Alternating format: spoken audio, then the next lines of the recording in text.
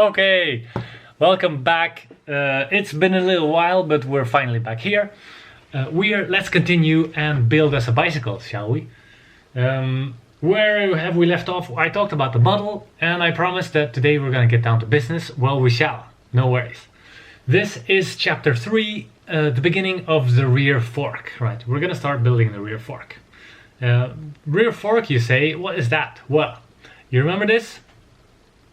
This is the model, which I talked about last week, or sorry, last time.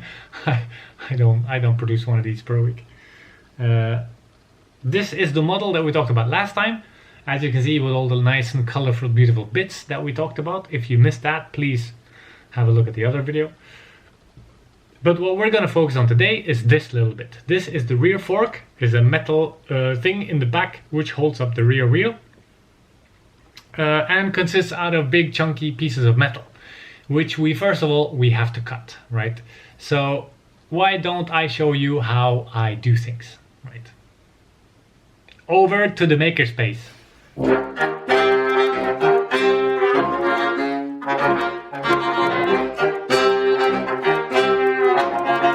So flip some pages and here we are. This is the general shape which we need to have, right? So I've been to the store. I bought some steel tubings, or to be honest, my wife bought some steel tubings. Thank you so much, Jenny. It's very kind of you. And I set to work. I picked one of these. This is an angle grinder, right? It's a giant, brutal monster, and of course, I picked the biggest, baddest, meanest angle grinder I could find laying around there in the shop, right? I don't know why. It's probably like a male kind of macho kind of thing, but that's what's happened. So terrified, absolutely terrified of what that machine could do, I set to work trying to cut the thing, making lots and lots and lots and lots of sparks.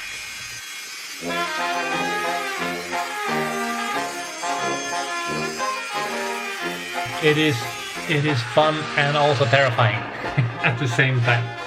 Mainly because this thing, it has so much power. But it is not really smooth either. You can see when I started, it kicks and it bucks and it digs into the steel, and you're trying to make it smooth, but it jumps and it skips and it's trying to skip out and cut off one of your limbs if it possibly can, but you have to hold back because you need your limbs. And then before you know it, you cut through the whole thing. There we go. One of the lessons to learn, very important. Lesson 1.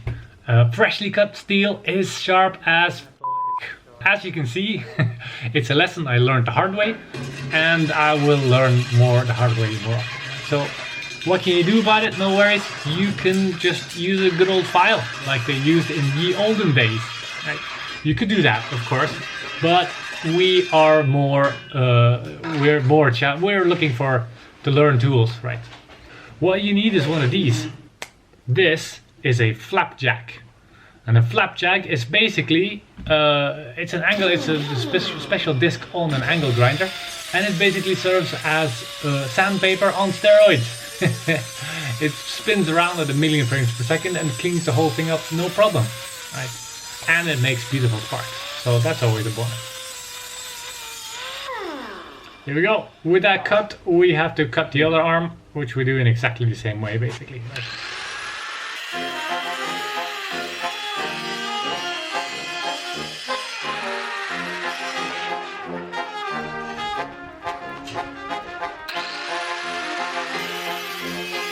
Lesson number 2. These sparks, the sparks are beautiful, but they are dust that you spread in the air, and that subsequently is going to end up in your lungs. So use a mask when you do that, so you don't, when you come back, your lungs aren't full of black stuff.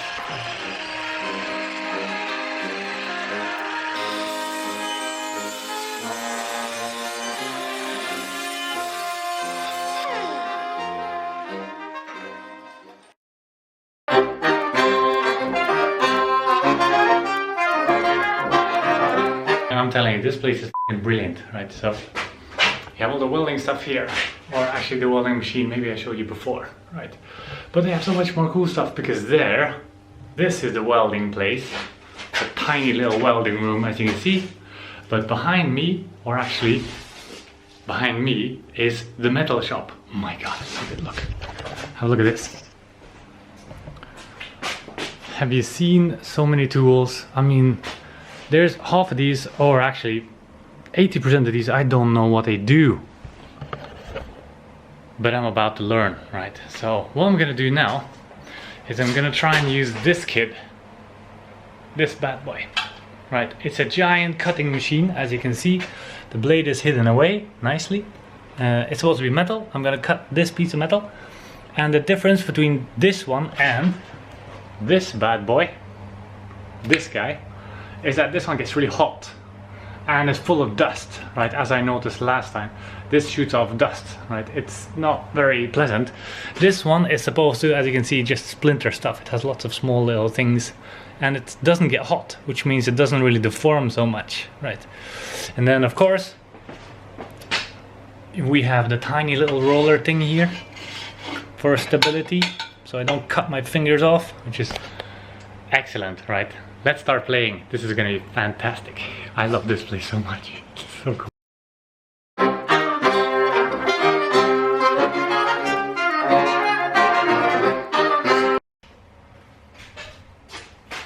So, with confidence at an all-time high, I set to work after a quick safety check to see if I have everything: gloves, hearing protection and eye protection, and I was good to go. So what could possibly go wrong?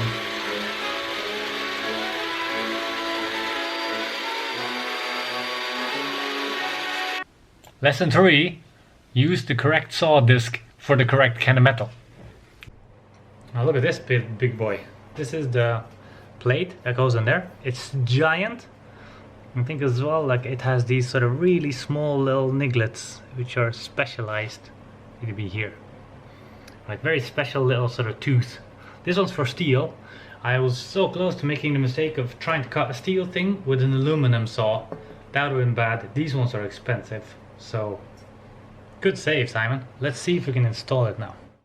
So I gotta switch blades. This, however, was easier said than done. Look at that, it looks very nice.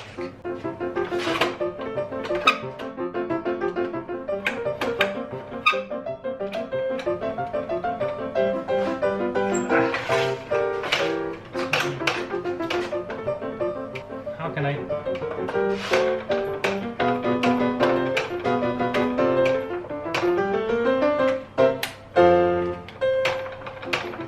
How do I know what blade is in here?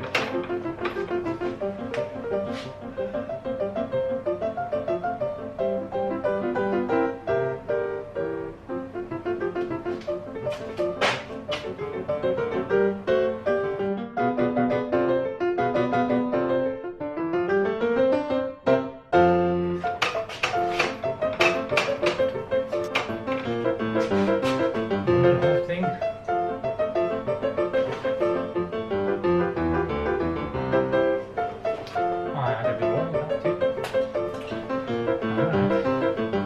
And eventually, after giving up being a man and just trying to figure it out, I consoled the manual and figured out how to do it and managed to switch the saw blade.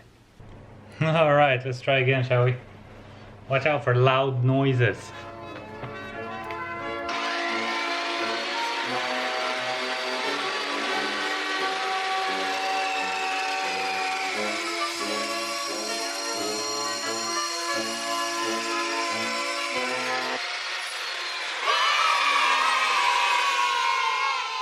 And we done it! We have cut metal. We have successfully cut metal.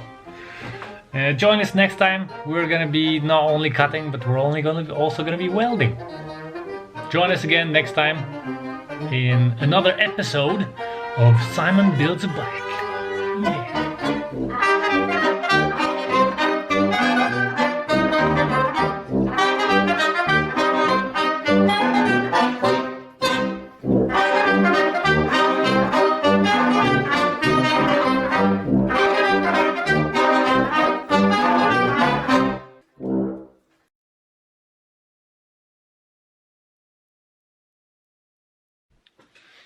Okay, now we're alone. I can probably tell you a little bit about about the working procedures behind the screens of this kind of stuff. The reason why we're so late with this episode is because I took too much upon myself, right? I had a 20-minute episode ready. Well, not ready. I had a 20-minute episode in progress, which took me for sure more than 20 hours of work, right?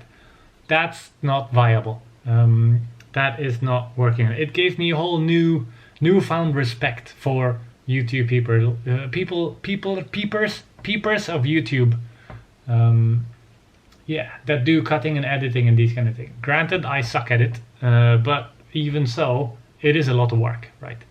What I'm gonna try and do is be a little bit more butch and a little bit less sophisticated in my videos, and then hopefully that way I could get some more stuff out, right? Because nobody's winning if I take 3 years to publish one thing that is way too much work, and then for what it is worth, right? So let's try and get the input-output ratio slightly better, right? Let's try. Let's try, and then let's see where we get. All right, cool. Well, thanks for looking. Thanks for joining. Thanks for having a peek, and hope you enjoyed it. See you next time.